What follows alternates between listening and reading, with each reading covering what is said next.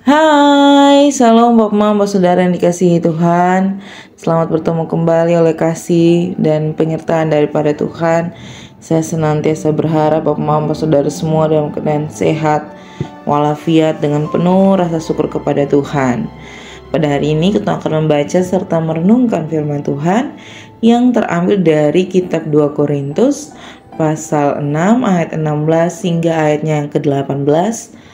Di bawah perikop jangan ada lagi noda kekafiran.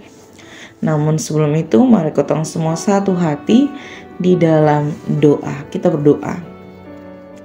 Bapa kami yang ada dalam surga, Bapa yang kami sembah lewat anak Yesus Kristus, terima kasih Tuhan untuk kasih dan setia daripada Tuhan. Kami masih boleh menikmati hari ini dengan penuh rasa syukur pada Tuhan. Pada saat ini Tuhan, kami akan membaca serta merenungkan akan firman Tuhan. Kami memohon di dalam Tuhan memberkati agar firman yang kami baca, yang kami renungkan, semuanya itu boleh mendatangkan berkat dan kekuatan bagi kehidupan kami. Mengampuni salah dan dosa kami Tuhan. Di dalam anak Yesus Kristus kami telah datang dan berdoa. Amin. Bapak Mama Saudara yang dikasihi Tuhan, pembacaan kita terambil dari kitab 2 Korintus pasal 6 ayat 16 hingga ayat 18. Di bawah perikop demokrasi, di bawah perikop jangan ada lagi noda kekafiran. Ayatnya ke-16, apakah hubungan bait Allah dengan berhala? Karena kita adalah bait dari Allah yang hidup menurut firman Allah ini. Aku akan diam bersama-sama dengan mereka dan hidup di tengah-tengah mereka. Dan aku akan menjadi Allah mereka dan mereka akan menjadi umatku. Sebab itu keluarlah kamu dari antara mereka dan pisahkanlah dirimu dari mereka. Firman Tuhan, dan janganlah menjamah apa yang najis, maka aku akan menerima kamu. Dan aku akan menjadi bapamu, dan kamu akan menjadi anak-anakku laki-laki dan anak-anakku perempuan. Demikianlah firman Tuhan yang maha kuasa. Demikian juga akan firman Tuhan yang dikatakan berbahagia adalah setiap kita yang tidak hanya membaca, mendengar, tetapi benar-benar mau melakukan dalam kehidupan kita hari lepas hari. Salam Bapak Mama Saudara yang dikasihi Tuhan, selamat bertemu kembali oleh kasih dan penyertaan daripada Tuhan. Pada hari ini kita mau membahas tentang pelayanan Paulus di jemaat Korintus. Kita dituntun oleh tema demokrasi dalam relasi sosial. Bapak Mama Saudara yang dikasihi Tuhan, perlu kita ketahui bahwa Paulus mengungkapkan pertanyaan di ayat 16 ini adalah pertanyaan beruntutan dari ayatnya yang ke-14. Pertanyaan ini merupakan pertanyaan keempat sehubungan dengan bagaimana kehidupan jemaat Korintus pada masa itu. Setelah memberikan pertanyaan bagi jemaat Korintus, Paulus juga mengingatkan kepada jemaat Korintus tentang kehidupan bait Allah atau bait Allah itu sendiri. Perlu kita ketahui bahwa bait Allah merupakan satu hal yang benar-benar kudus di hadapan Allah yang ada di dalam ketempung diri. Jadi Paulus menggambarkan bait Allah itu bukan lagi tentang bangunan, bukan lagi tentang gereja, bukan lagi tentang hal-hal yang ada di dunia, tetapi tentang bagaimana bait Allah itu ada di dalam ketempung diri sendiri. Lalu Paulus juga menggambarkan berhala. Jadi jemaat di Korintus ini memiliki dua kehidupan. Kenapa saya bilang dua kehidupan? Karena mereka menggambarkan kehidupan bait Allah atau Allah hidup di dalam mereka, tetapi dalam perjalanannya mereka masih terus membangun bertempat berhala, mereka masih menyembah berhala. Tentu hal ini menjadi kontra di dalam dong punya kehidupan, terutama bagi Allah sendiri. Bapak saudara yang dikasihi Tuhan, perlu kotong sadari bahwa Allah kita Yesus Kristus ini sangat menginginkan bagi kita, dimana kalau Ia hidup di dalam kita, kita juga turut menghidupi Dia di dalam ketempung kehidupan melalui tindakan, perilaku, melalui perkataan dan segala sesuatu yang ada dalam ketempung kehidupan.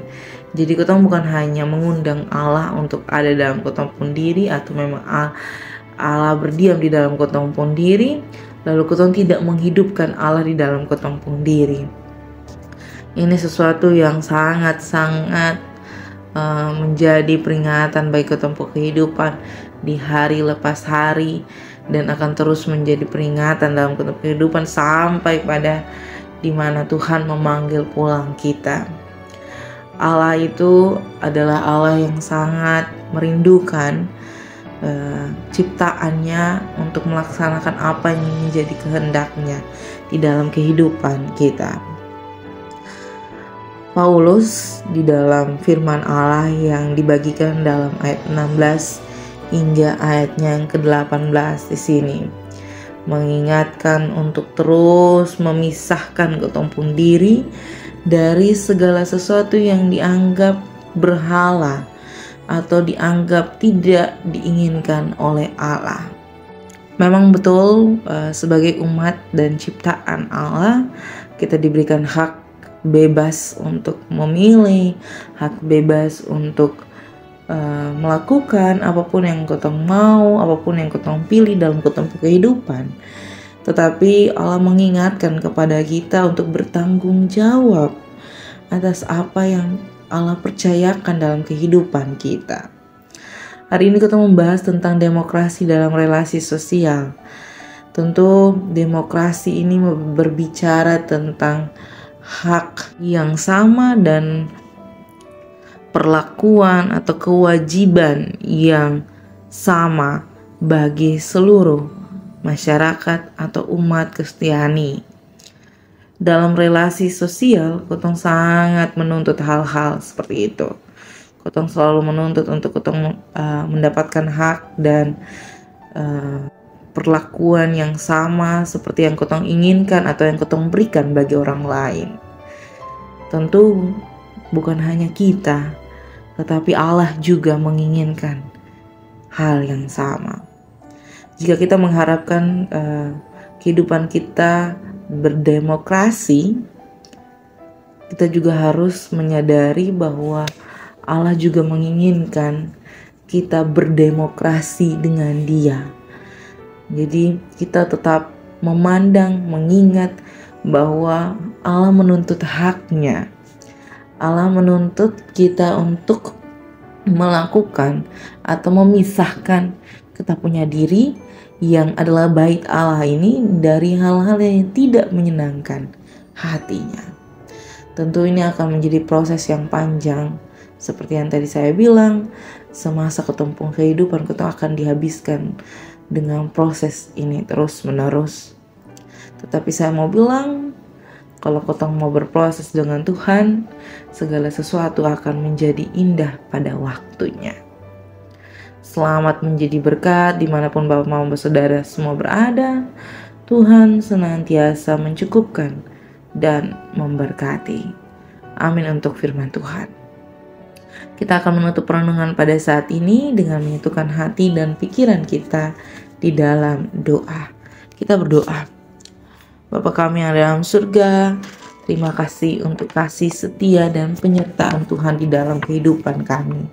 Kami bersyukur Tuhan masih memberikan kami kesempatan untuk membaca serta merenungkan akan firman Tuhan. Biarlah apa yang kami baca, apa yang kami renungkan ini, kami dapat melaksanakan dalam kehidupan kami hari lepas hari.